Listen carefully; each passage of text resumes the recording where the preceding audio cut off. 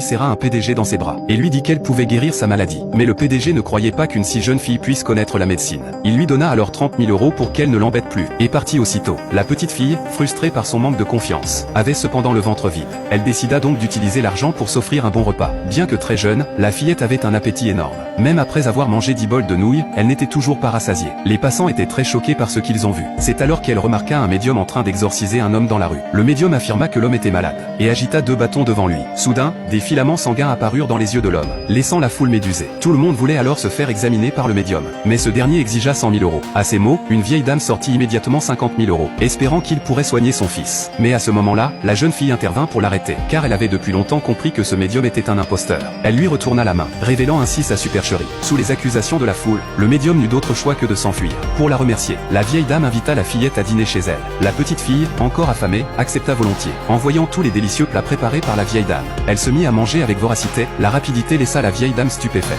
C'est alors que le fils de la vieille dame arriva. À la surprise de la fillette, il s'agissait du PDG. Elle lui offrit une part de son repas. Mais soudain, l'homme fut pris d'une violente crise. La vieille dame lui expliqua que son fils souffrait de cette maladie depuis des années, sans qu'aucun traitement ne fonctionne. La petite fille regarda autour d'elle et découvrit que la source du mal était une statue accrochée au mur. Elle la saisit et la brisa aussitôt. Une brume noire s'échappa alors de la statue. Suivant cette brume, la fillette entra dans une autre pièce et actionna un mécanisme caché dans le mur. Une porte secrète s'ouvrit, laissant la vieille dame stupéfaite.